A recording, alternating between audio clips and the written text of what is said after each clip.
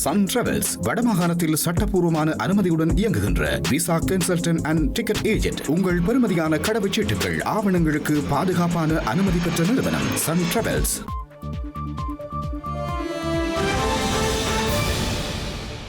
வணக்கம். இது ஐபிசி தமிழ் இரவு நேர பிரதான செய்திகள். முதலில் தலைப்புச் செய்திகள்.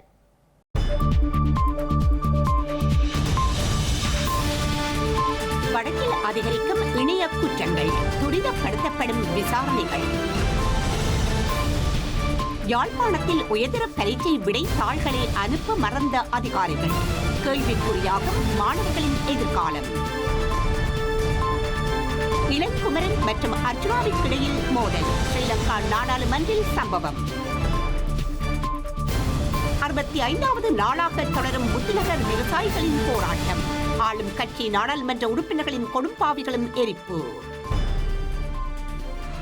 இந்தியா செல்லும் ரணில், ஜீவன் தொண்டமானின் திருமணத்திலும் பங்கேற்பு. பிரித்தானியாவின் எல்லையில் நிலை கொண்டுள்ள ரஷ்ய உளவு கப்பல், கண்காணிப்பை பலப்படுத்திய அதிகாரிகள்.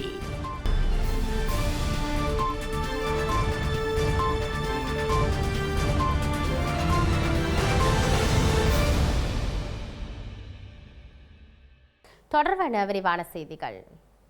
யாழ்ப்பாணம் நெல்லியடியில் உள்ள உயர்தர பரீட்சை மத்திய நிலையத்தில் உயிரியல் பாட விடைத்தாள்கள் திருத்தும் பணிகளுக்காக அனுப்பப்படாமல் தவறவிடப்பட்ட சம்பவம் பதிவாகியுள்ளது.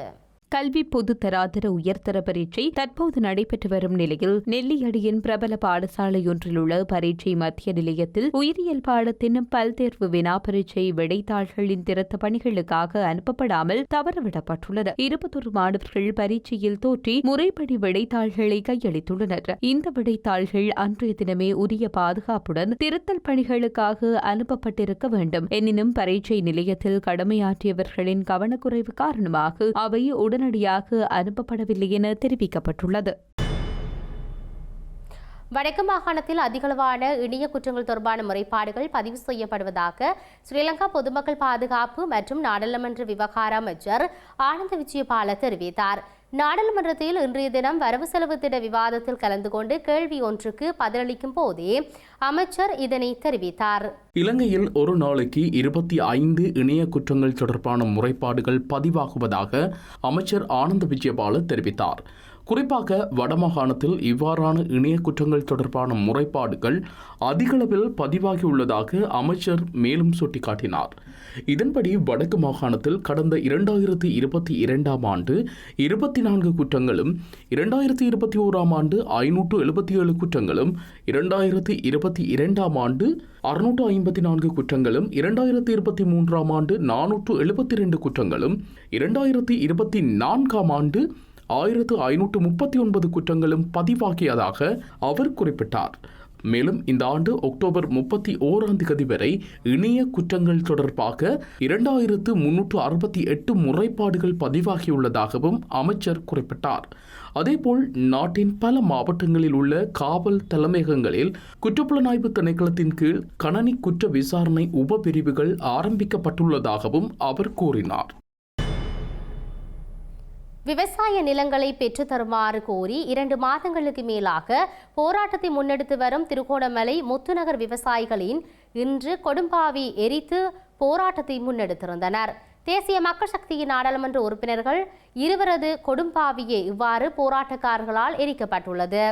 முத்துநகர் கிராமத்தைச் சேர்ந்த 351 விவசாய குடும்பங்கள் தங்கள் பாரம்பரியமாக பயன்படுத்தி வந்த விவசாய நிலங்கள் இழந்ததால் கடும் பாதிப்பை சந்தித்து வருகின்றனர். முத்துநகர் விவசாய நிலத்தையும் அதற்குட்பட்ட குளத்தையும் சூரிய மின்சக்தி உற்பத்திக்காக மூடியதால் விவசாயிகள் பெரிதும் பாதிக்கப்பட்டுள்ளதாக தெரிவிக்கப்பட்டுள்ளது. இம்முறை பயிர் பருவத்திற்கான நெற்றிகையும் நில இழப்பினால் பெரிதும் தாமதமாகியுள்ளதாக விவசாயிகள் கவலை வெளியிட்டுள்ளனர். குறித்த பிரச்சினையை தீர்க்கும் நோக்கில் அரசாங்க பல முறை தீர்வு கோரி போராட்டங்கள் நடத்தப்பட்டாலும் இதுவரை எந்த தீர்வும் கிடைக்கவில்லை எனவும் சுமார் 1 மாதத்திற்கு முன்பு பிரதமர் விவசாயிகளை சந்தித்து தீர்வு வழங்குவதாக உறுதியளித்திருந்தாலும் அதுவும் மேலும் காலதாமதமாக மாறியுள்ளதாக போராட்டத்தில் ஈடுபட்ட விவசாயிகள் சுட்டிக்காட்டியுள்ளனர். பிரதமர் அலுவலகத்துடன் நடைபெற்ற கலந்துரையாடல்களின் போது மாவட்டத்தின் ஆளும் கட்சியின் சில பிரதிநிதிகள் மற்றும் சில பிரதேச அதிகாரிகள் இந்த நில பிரச்சினை தொடர்பான தவறான தகவல்களை பரப்பியிருப்பது வெளிச்சத்திற்கு வந்ததாக விவசாயிகள் தெரிவித்துள்ளனர். முத்துநகர் பகுதியில் முன்பாகவே குளம் இருந்ததில்லை,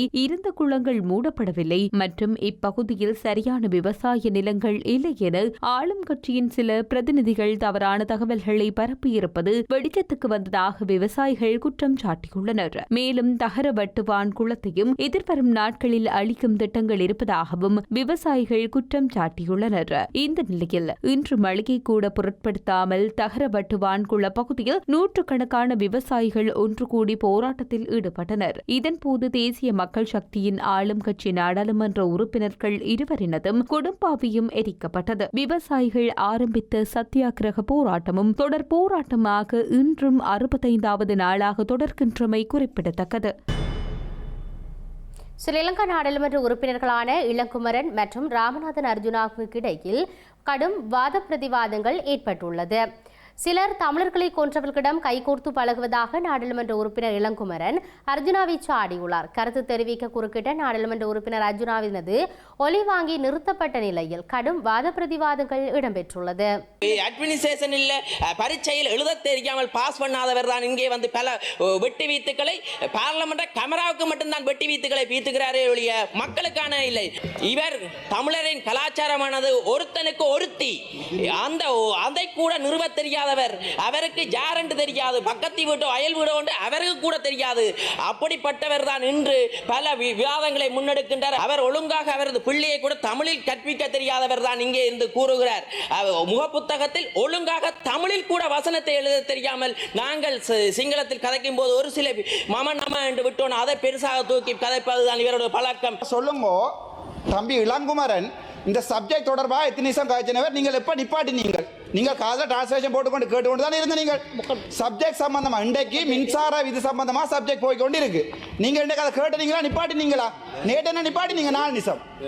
நேற்று 4 நிமிஷம் நீங்கள் என்ன நிப்பாட்டினீங்க. ஆனால் இன்றைக்கு வேற நிப்பாட்டல. இது இந்த மூலாசனத்துக்கு வந்து அவமரியாதை. முதல்ல தயவு செய்து இருக்க வேண்டாம். தயவு செய்து அங்கால போய் இருங்க. உங்களுக்கு வெக்கம் மானம் ரோசம் இருந்தா தயவு செய்து அந்த கதிரையில இருக்க வேண்டாம். நேற்று இதே மாதிரி தான் நான் சம்பந்தம் இல்லாம கதைக்கிறேன்னு சொல்லி 4 நிமிஷத்துல 2 நிமிஷம் குழப்பினீங்க. உங்களோட கட்சிக்கு ஒரு நியாயம், என்னுடைய கட்சிக்கு ஒரு நியாயமா? பதில சொல்லுங்க தயவு செய்து. நான் தமிழ் தான், நான் தமிழர், நெஞ்சில் அடிச்சு சொல்றேன். நான் தமிழர், எனக்கு இனவாதம் இல்லை. நான் சிங்கள மக்களை காதலிக்கிறேன், ஆனா நான் தமிழர். எனக்கு பதில சொல்லுங்க. முன்னாள் ஜனாதிபதி ரணில் விக்ரமசிங்கே நாளைய தினம் இந்தியா செல்ல உள்ளதாக தெரிவிக்கப்படுகிறது. ஈதோகாவின் பொதுச் செயலாளரும் நாடாளுமன்ற உறுப்பினருமான ஜீவன் தொண்டமானின் திருமண விழாவில் பங்கேற்பதற்காக இந்தியா செல்ல உள்ளதாக தெரிவிக்கப்படுகின்றது. ஐக்கிய தேசிய கட்சியின் முக்கிய பிரமுகரான முன்னாள் அமைச்சர் ஹரின் பெர்னாண்டோ இந்த தகவலை வெளியிட்டுள்ளார். நுகேகொட கூட்டத்தில் ரணில் விக்ரமசிங்க பங்கேற்பது சாத்தியம் இல்லை எனவும் 2ஆம் தலைமைத்துவத்தை கட்டியெழுப்புவதே ரணில் விக்ரமசிங்கவின் நோக்கம் எனவும் அவர் குறிப்பிட்டுள்ளார். இதேபோல ஜீவன் தொண்டமானின் திருமண நிகழ்வில் இலங்கையில் உள்ள மேலும் பல அரசியல் பிரமுகர்கள், ராஜதந்திரிகள் பங்கேற்க உள்ளனர். ஸ்ரீலங்கா உள்நாட்டு இறைவரி திணைக்களம் வரலாற்றில் அதிகூடிய வரி வருமானத்தை ஈட்டியுள்ளதாக அந்த திணைக்களத்தின் ஆணையாளர் நாயகம் ருக்தேவி பி ஸ்ரீ பெர்னாண்டோ தெரிவித்துள்ளார். ஸ்ரீலங்கா உள்நாட்டு இறைவரி திணைக்களத்தின் வரலாற்றில் இதுவரையில் இல்லாத அளவு அதிகப்படியான வரி வருமானம் கடந்த 17ஆம் தேதி கிடைத்துள்ளதாக திணைக்களத்தின் ஆணையாளர் நாயகம் ருக்தேவி பி சி பெர்னாண்டோ தெரிவித்துள்ளார். இந்த மொத்த வரி வருமானம் 20,0241 மில்லியன் ரூபாய் என அவர் கூறினார். இது 2024ஆம் ஆண்டின் மொத்த வரி வருமானத்துடன் ஒப்பிடும்போது 60,079 மில்லியன் ரூபாய் அதிகமாகும் என தெரிவித்தார். 2024ஆம் ஆண்டில் உள்நாட்டு இறைவரி திணைக்களத்தினால் சேகரிக்கப்பட்ட 19,42,162 மில்லியன் ரூபாய் வரி வருமானத்துடன் ஒப்பிடும்போது இந்த ஆண்டு வரி வருமானம் 20,02,241 மில்லியன் ரூபாய் வரை அதிகரித்துள்ளது.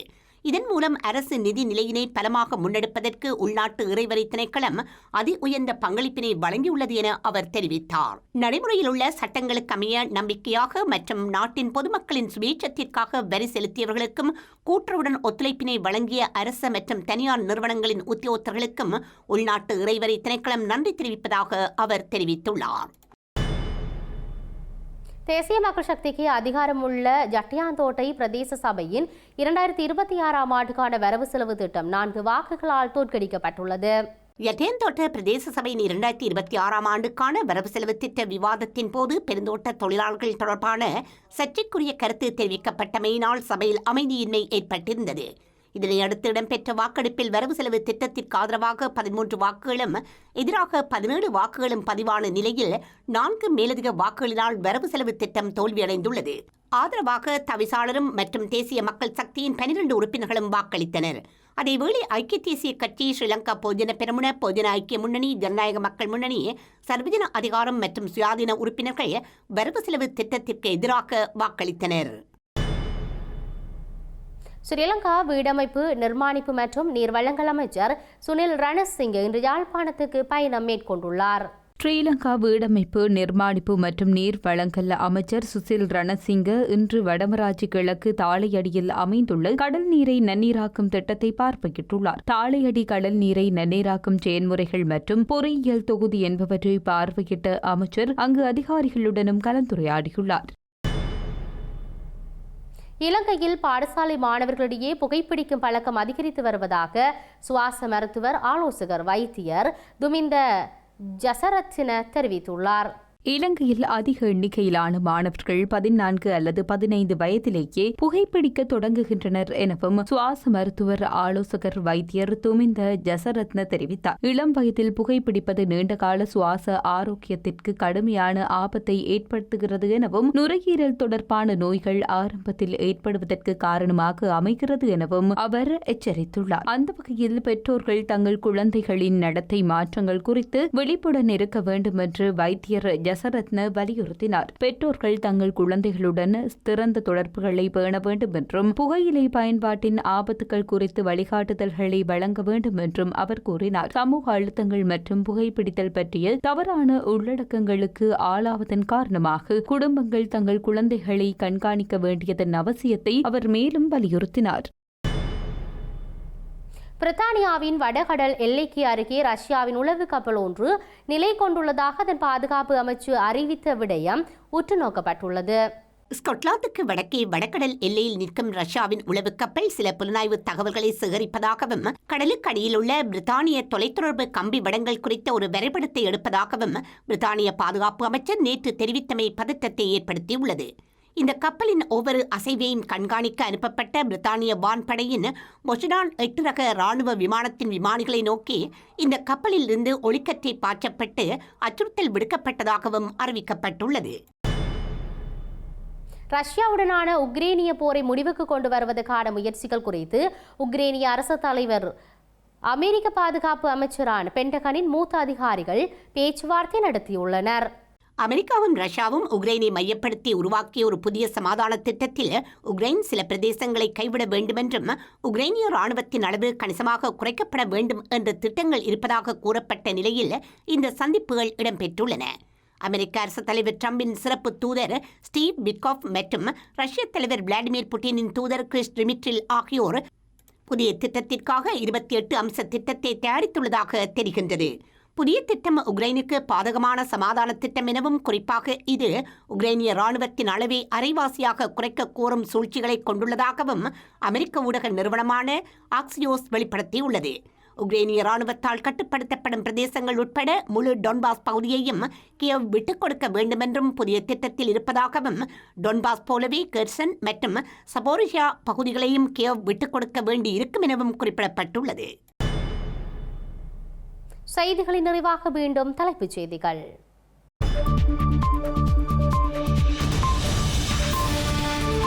வடக்கில் அதிகரிக்கும் இணைய குற்றங்கள், துரிதப்படுத்தப்படும் விசாரணைகள். யாழ்ப்பாணத்தில் உயர்தர பரீட்சை விடைத்தாள்களை அனுப்ப மறந்த அதிகாரிகள், கேள்விக்குறியாகும் மாணவர்களின் எதிர்காலம். இளங்குமரன் மற்றும் அர்ஜுனாவிற்கிடையில் மோதல், ஸ்ரீலங்கா நாடாளுமன்றில் சம்பவம்.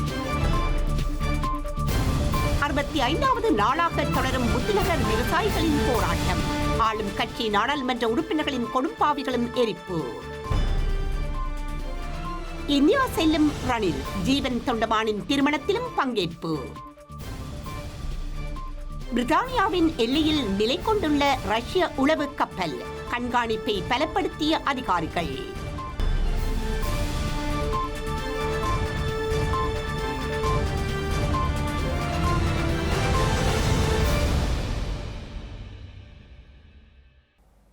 இத்துடன் ஐபிசி தமிழின் இரவு நேர பிரதான செய்திகள் நிறைவடைகின்றன. உடனுக்குடன் செய்திகளை அறிந்து கொள்ள ibctamil.com என்ற இணையதளத்தை பார்வையிடுங்கள். வணக்கம்.